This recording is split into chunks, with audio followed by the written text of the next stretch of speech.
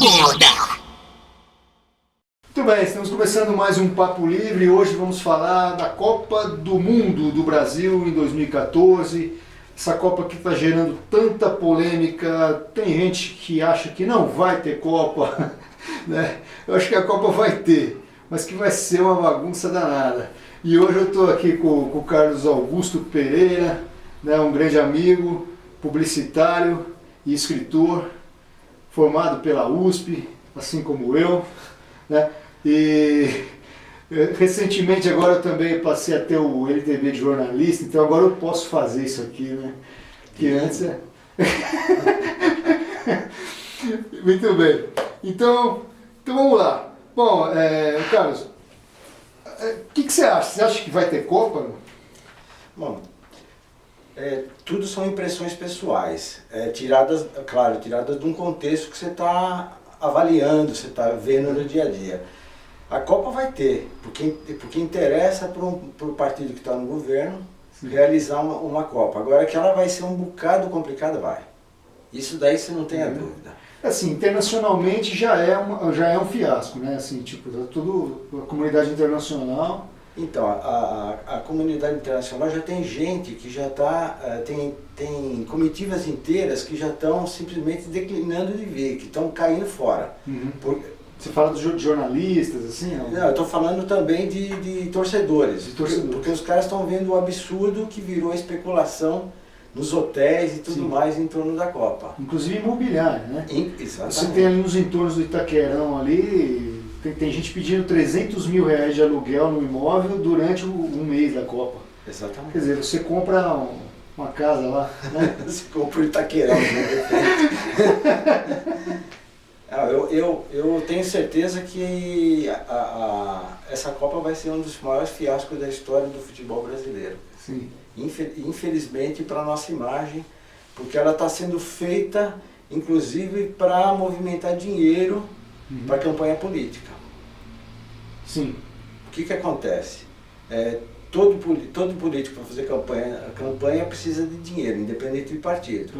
E de onde eles vão buscar isso daí? Eles vão buscar isso nas empresas. Isso é um vício do nosso sistema eleitoral que não foi rompido até hoje. Claro.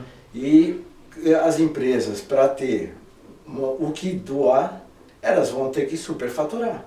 Sim. E daí vem toda essa especulação em termos de superfaturamento que está tendo. Ficou aqui, custou o triplo do que deveria custar. Exatamente.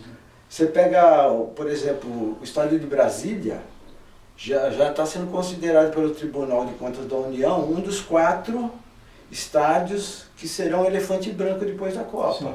Bom, no próximo bloco nós vamos aprofundar esse assunto aí, que esse assunto é muito interessante. Até daqui a pouco.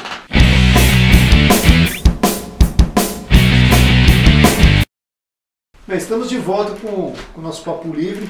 Pegando o gancho então do que o Carlos falou sobre o elefante branco de Brasília, existe um fato que acho que pouca gente sabe, é que a FIFA queria 8 sedes, né? E o que fez ser 12 sedes? O desejo do ex-presidente Lula, né?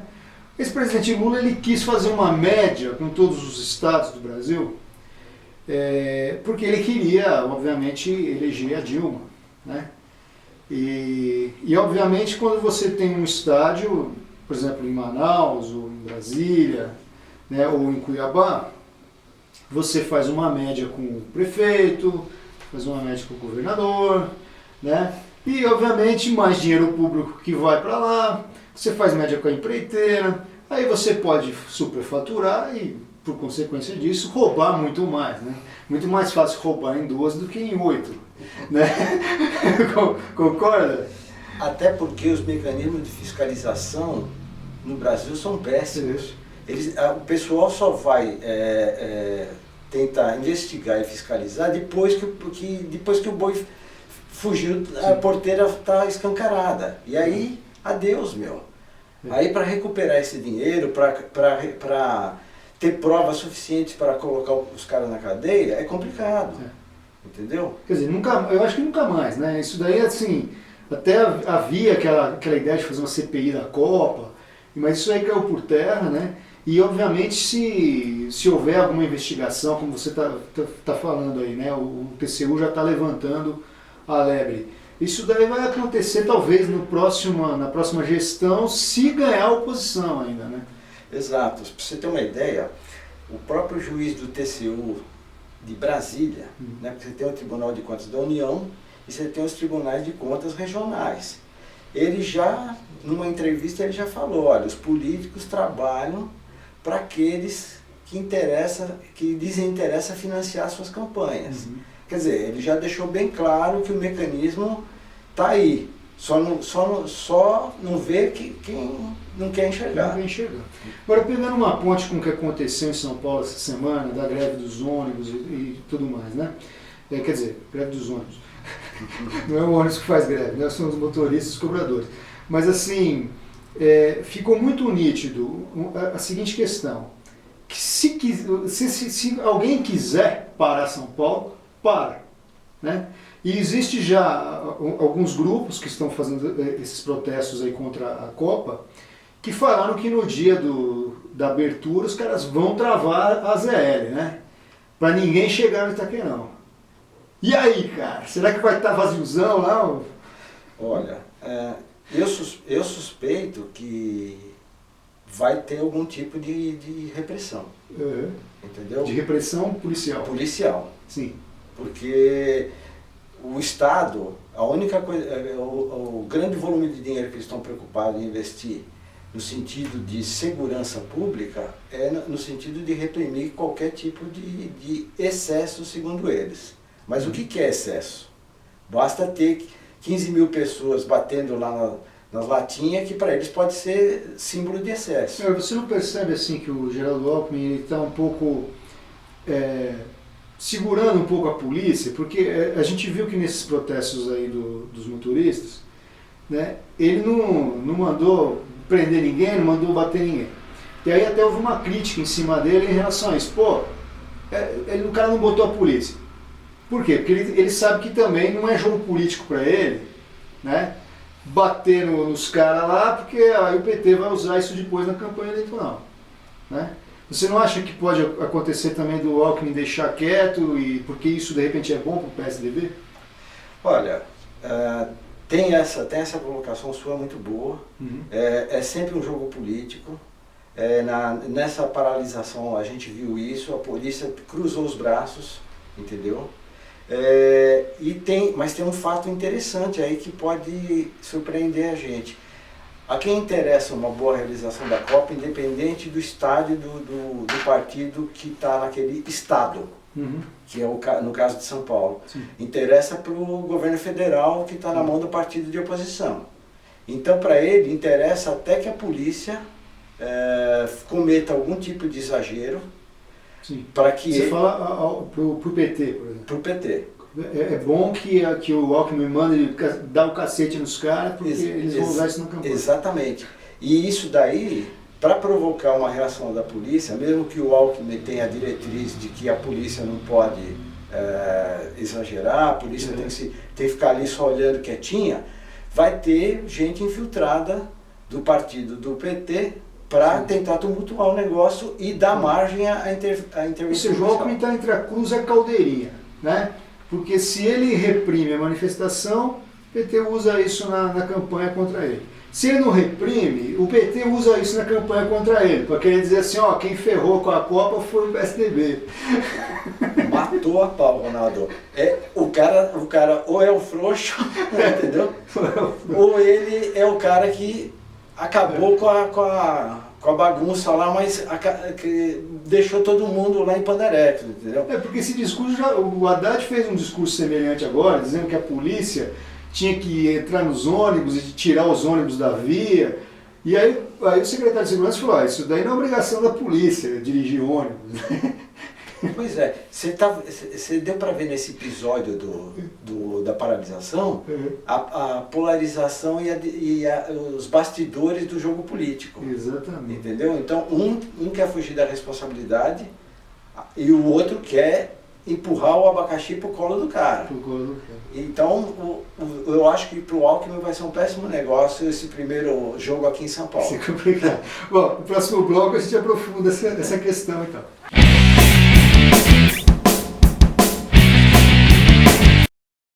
Estamos de volta com o Papo Livre sobre a Copa do Mundo. Muito bem, eu tenho um dado que coloca o seguinte: todo esse dinheiro, esse superfaturamento, toda essa grana que foi usada aí para construir os estádios, veja bem, daria para resolver o déficit habitacional brasileiro, né? Então por isso nós estamos vendo muito a presença aí nas manifestações de movimentos de sem teto, de movimentos por moradia, né? Então não é só saúde e educação, moradia também, que é algo fundamental, né? É um gênero de primeira necessidade, e nós estamos vivendo aí uma bolha imobiliária, né, inflada pelos especuladores e pelas empreiteiras, né, que, como já falamos no bloco anterior, financiam as campanhas políticas, ou seja, então é do interesse de quem está no poder que essas empresas lucrem muito, né? Então, agora, aí chegamos a esse absurdo, né? Ou seja, gastou-se com estádios, muitos deles não vão ter função nenhuma, né? São estádios, arenas luxuosíssimas, com ingressos caríssimos, ou seja, o povão mesmo não vai, nem a alegria de ir no estádio assistir o jogo vai ter, né? E todas aquelas obras de infraestrutura, dos entornos e tal, nada disso foi feito, ou seja, não investiu-se em aeroporto, não investiu-se em porto,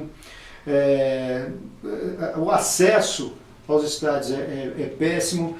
Então, eu estou falando quase tudo aqui, né, cara, mas vou deixar um pouco para você.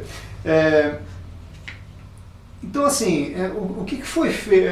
Qual é a vantagem que o país teve ou está tendo de estar sediando essa Copa do Mundo, na sua visão, cara? Olha, na minha visão, se nós fôssemos um país rico, e um país que tem problemas de imagem lá fora, né, você teria um evento que podia contribuir para melhorar essa imagem. Uhum.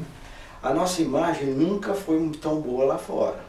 O turismo sexual é basicamente o que atrai muita gente vinda de lá de fora para cá. Uhum. A Copa não vai ser diferente. Embora tenha uma papagaiada aí que agora aprovaram uma lei, entendeu? Que vai tentar coibir esse tipo de coisas. Só que a lei é uma coisa que está ali no papel. Cadê a estrutura para isso? Uhum. Se você não tem aparelho policial eficiente nem para evitar o caos que se instalou em São Paulo, com a paralisação do ônibus, como é que você vai coibir esse tipo de coisa que é muito mais pontual? Mas será que o turista estrangeiro vai vir? Porque os caras estão amedrontados aí com a situação da violência, com essa precariedade que existe no Brasil, que eu acho que vai ter só brasileiro nessa Copa aí.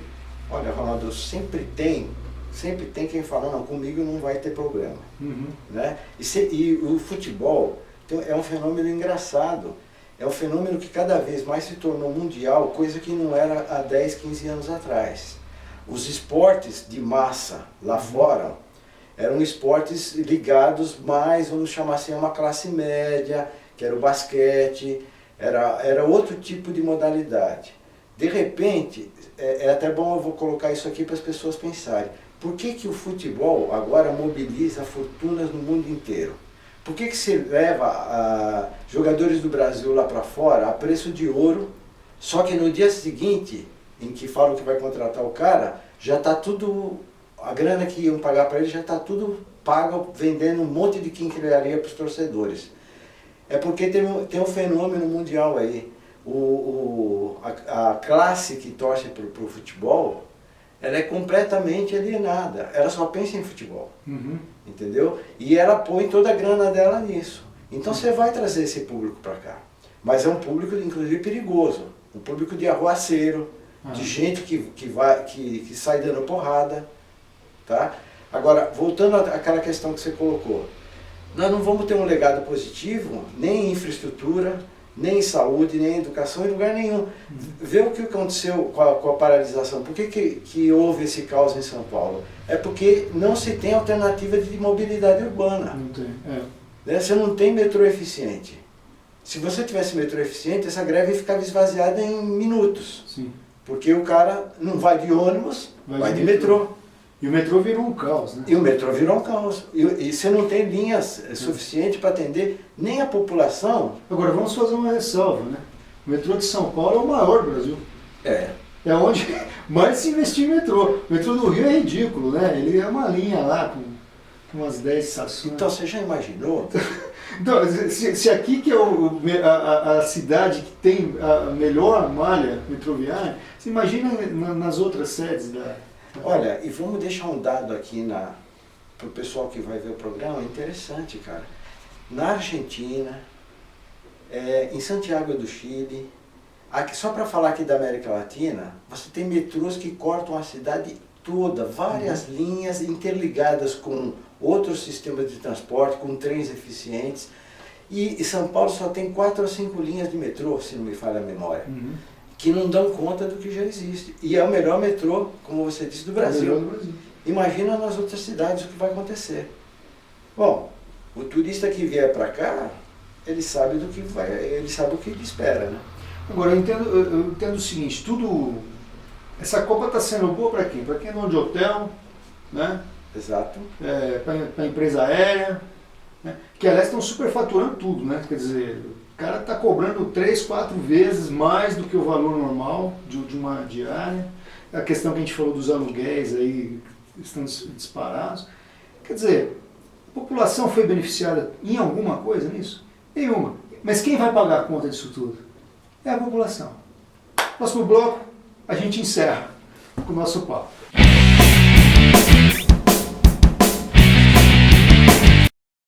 Muito bem, estamos com o último bloco do Papo Livre, falando sobre a Copa do Mundo.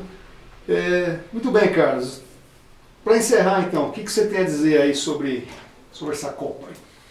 Olha, eu tenho ouvido muita gente que trabalha como autônomo, motorista de táxi, mesmo, vamos chamar gente do povo como nós, que está dizendo que nesse dia não sai de casa. E eu perguntei, mas por quê? O pessoal está assustado exatamente com o conflito, a manifestação e a bagunça que vai ter. Porque você imagina, se você tem um táxi, você vai sair para servir um passageiro, você tem o risco de ser assaltado, você tem o risco de ser o cara que está pegando... Vou ficar ali no trânsito parado, o cara não vai para lugar nenhum, entendeu? E o cara que está usando o táxi abandona o táxi e o cara fica ali parado e a diária dele vai para o espaço, porque muitas vezes tem uma diária para pagar para a empresa que ele trabalha. Então, você está vendo que o clima não é favorável nem para o torcedor. Sim. Não, se eu tivesse o ingresso, eu ia dar um jeito de vender. Eu não ia nesse treco não, cara. Roubada do caramba. É roubada. E nós temos um problema muito grave aí que você vai falar assim, não, eu vou arriscar e vou. Como é que você vai chegar lá?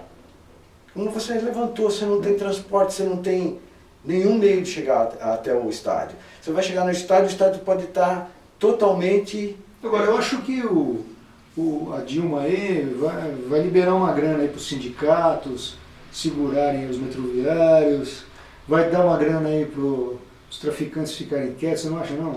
Acho, claro. Tudo tem que sair no melhor possível para ela, né, se reeleger. Então vai ter muita manipulação de bastidor. Sindicato, vai ter o pessoal que controla o tráfego, vai fazer um... Você acha que se a Copa for um sucesso, isso é bom para Dilma? Ela pode ser reeleita? Ou você acha que o povo não é mais idiota como era antes? Eu acho que isso não vai ser um fator decisivo. O fator decisivo é um conjunto de fatores que está acontecendo no Brasil. Ela quer ver se a Copa é um sucesso para calar os fatores negativos. Sim. A especulação imobiliária e a falta de moradia é um. O outro que pega no bolso total que está acontecendo no Brasil é a enorme inflação que está tendo na parte dos alimentos. Sim. Então isso daí derruba qualquer governante, cara. Se ela não manipular a Copa para abafar um pouco isso, eu não duvido que ela não se reeleja. Na minha opinião, ela vai para o segundo turno com certeza. Sim. Entendeu? Você acha que vai ter fraude? É uma boa pergunta. Pode ser, mas Pode a gente ser. vai discutir mais perto da eleição. Ok, gente? Bom, de qualquer forma fica essa questão. Estamos aí há poucos dias de iniciar a Copa, somente daqui talvez um mês e meio que nós vamos saber realmente as verdadeiras consequências que ela gerou. Mas o fato é que todos nós vamos pagar a conta dessa Copa do Mundo. A gente sabe que outros países que sediaram eventos grandes entraram em crise econômica, como o caso da Grécia.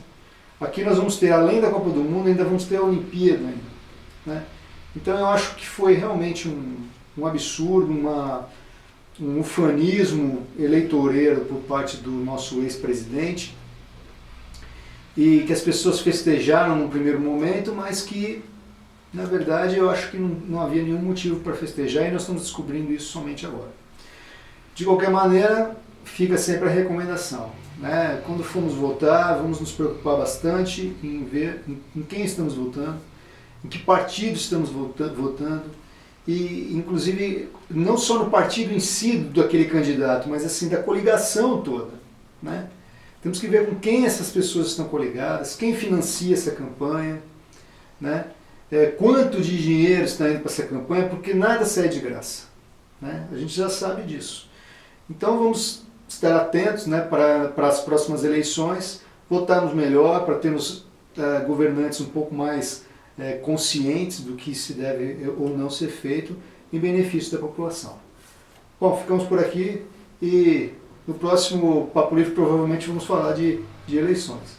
Tá bom? Um abraço.